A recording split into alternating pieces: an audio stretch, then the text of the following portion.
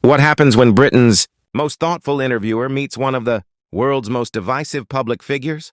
What begins as a calm, introspective conversation soon turns into a psychological duel. By the end, even James O'Brien, the man known for his empathy and restraint, finds himself pushed to the edge. The studio, at full disclosure, was quiet, almost too quiet. The soft amber lights glowed across the minimalist set. 2 chairs, 2 microphones, and silence. No audience, no laughter, no production chaos. Just truth, or at least the attempt at it. James O'Brien sat forward, calm, his notes resting on his lap. Across from him sat Meghan Markle, poised and deliberate in a cream blouse and navy blazer. Her hands rested lightly in her lap. But her posture was controlled, her face unreadable. The faintest smile sat on her lips. But her eyes told another story, alert, cautious, weighing every word before it was even spoken. "Meghan," James began, his voice gentle but direct. "You've spoken a lot about authenticity, about living on your own terms. That's the essence of this show, really. So tell me, what does authenticity mean to you now?" Meghan took a slow breath before answering, her tone smooth, practiced. "Authenticity means truth, James. It means not letting other people define you. For too long, others have decided who I am, and I refuse to let that continue." James nodded slightly. "Do you think you've been misunderstood?"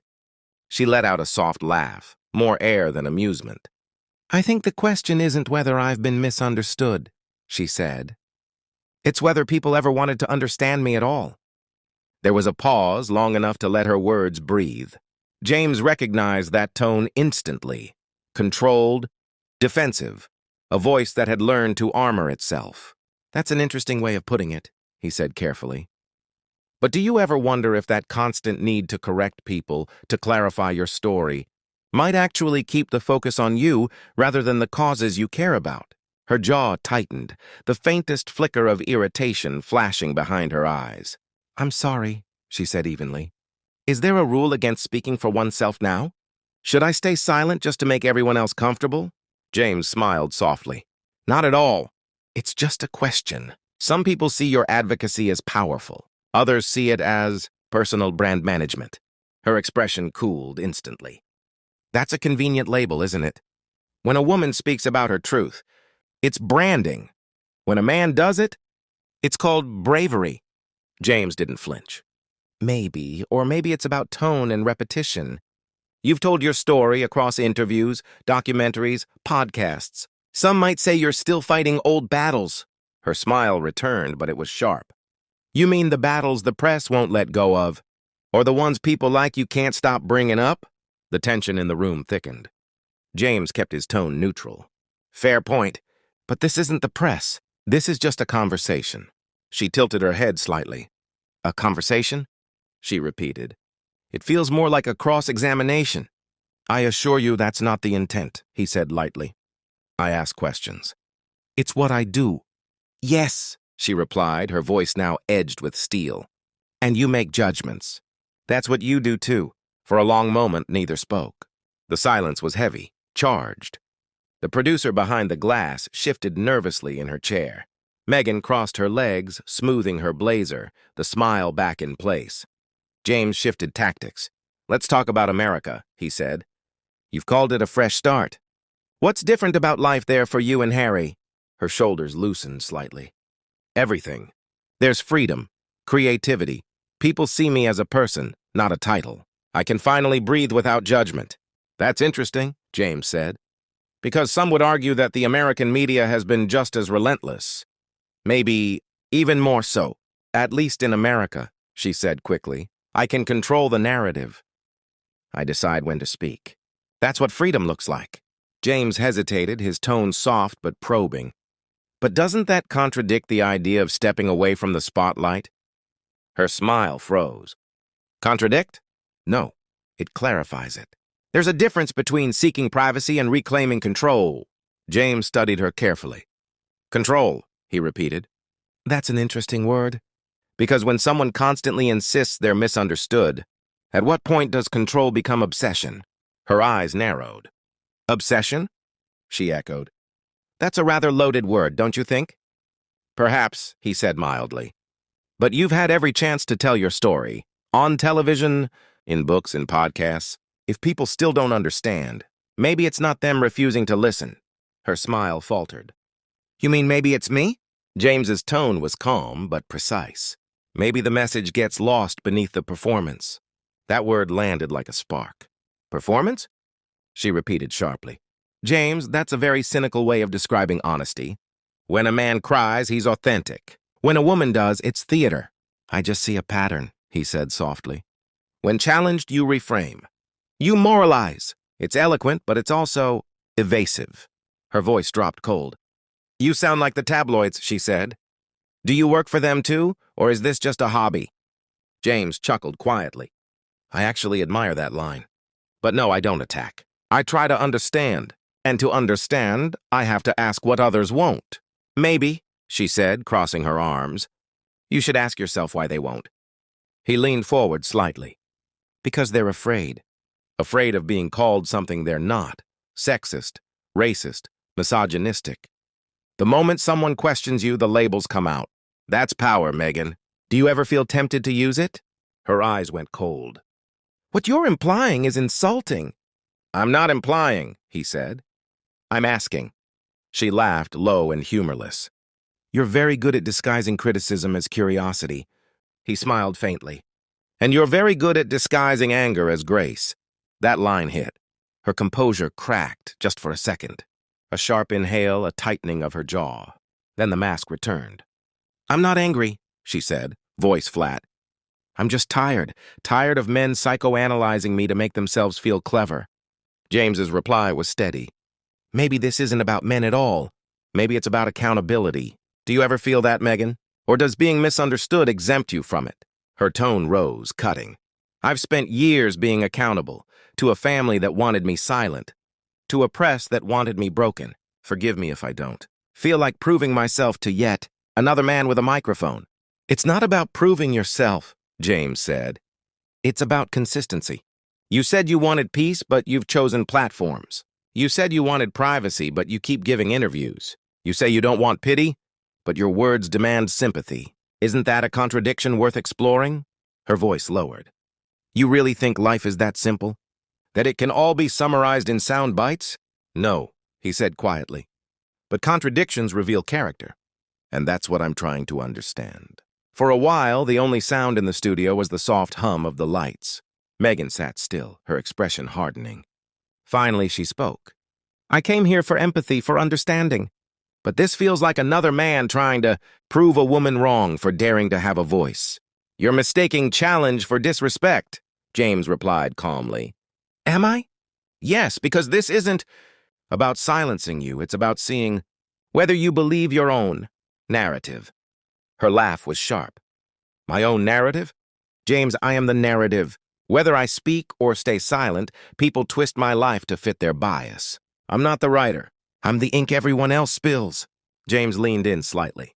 And yet, he said softly, you still choose to hold the pen. That sentence hung between them. She blinked slowly, then smiled, tight, cold.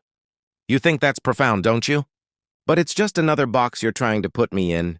He smiled faintly. Maybe the box isn't the problem, Meghan. Maybe it's what happens when someone finally holds up a mirror. Her eyes hardened. You're not a mirror.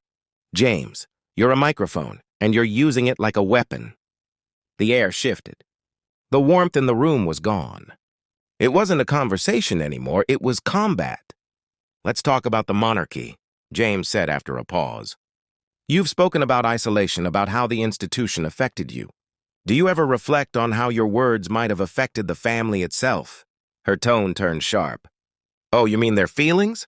How fascinating that the people who silenced me suddenly became the victims in everyone's story.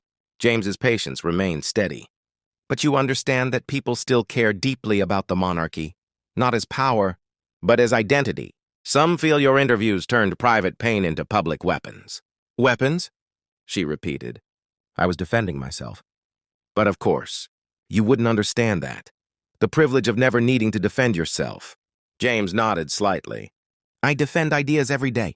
But defending yourself doesn't mean burning the bridge behind you.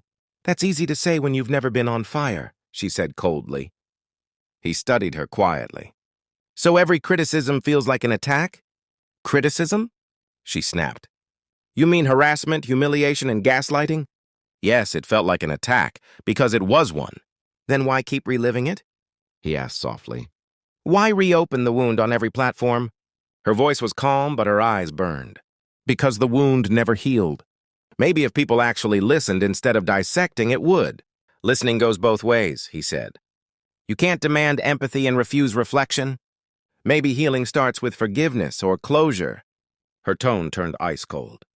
Closure requires honesty, and honesty is something I rarely got, especially from men like you. The jab was clear. James exhaled quietly. Then let me ask something else. How do you think Princess Diana would feel about the path you and Harry have taken?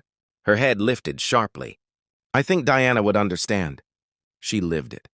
She suffered it. And unlike you, she didn't sit behind a desk asking smug questions about other people's trauma. The words hit hard. For the first time, James's composure wavered. That's not fair, Meghan. I'm not asking to provoke you. I'm asking because you made the comparison. She scoffed. A discussion for you, maybe. For me, it's my life. But empathy doesn't sell for your kind, does it? My kind? He repeated softly. Yes. Interviewers pretending to care while fishing for headlines. It's performative. He leaned back, smiling faintly. You seem convinced every question is an ambush. That's because it always is, she said curtly. Then why agree to come on? He asked. She blinked, caught off guard. You say you're tired of being misrepresented, James continued. But here you are in another studio, doing another interview, saying the same things about being misunderstood. Why keep doing it if it causes so much pain? She hesitated, then forced a smile. Because maybe I still have hope. Hope that someone like you might actually listen. James's tone hardened slightly.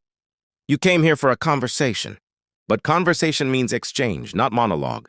She snapped back. Exchange? You've interrupted me 5 times since we started. You don't want exchange, you want control. Just like every other man who pretends to play fair. The air felt heavy now, static, dangerous. James took a long breath.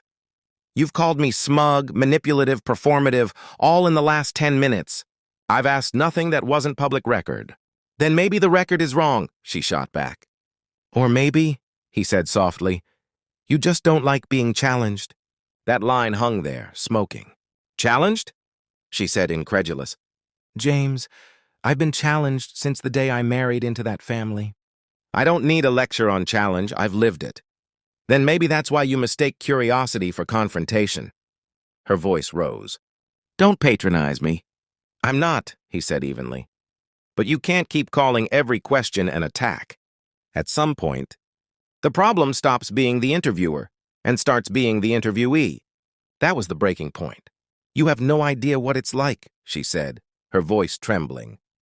To be judged every day by people who've never met you. To be hunted by tabloids. Betrayed by institutions, vilified for breathing. So unless you've lived that, don't you dare lecture me on morality. James paused, looking at her quietly. You're right, he said finally. I haven't lived your life. But I also haven't turned mine into a perpetual victim narrative. The silence that followed was explosive. Meghan stared at him, stunned. What did you just say? He met her gaze calmly. You heard me. You ask for empathy, but you don't offer it. You ask for truth, but can't handle perspective. You say you fight for others, but every story circles back to you. That's not bravery, Meghan, that's self-absorption. Her hands clenched. You know what, James? She said, her voice tight. This was a mistake. Maybe it was, he replied softly. For a long, brittle moment, the studio was frozen. Only the hum of the microphones filled the air. Meghan sat rigid, her composure collapsing into silence. James leaned back, drained, eyes lowered to his notes. Finally, he spoke, quietly, but with finality. You've accused me of twisting your words, attacking you, silencing you. But all I've done is ask questions, questions anyone would ask. Provocative questions, she said quickly. Sharp, defensive, and designed to corner me. He exhaled slowly. You walked into a studio called Full Disclosure. What did you expect? Compliments? I expected integrity, she shot back. Empathy. Maybe I was foolish to think this show was different.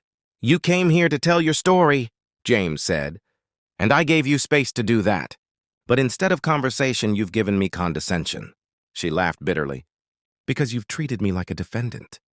"No," he said softly. "I've treated you like an adult." That line ended it. The silence that followed was thick and absolute. Meghan sat frozen, her hand gripping the armrest. Her face gave nothing away, but her eyes said everything. The mask had finally cracked. James adjusted his microphone, took a slow breath, and looked at her one last time. "You've spent years describing how everyone else has failed you," he said quietly. "The press, the monarchy, even your own family. But maybe, just maybe, the one person you refuse to hold accountable is yourself." Her eyes flashed. But for once, she had no answer. And in that moment, under the amber lights of the full disclosure studio, the silence said more than either of them ever could.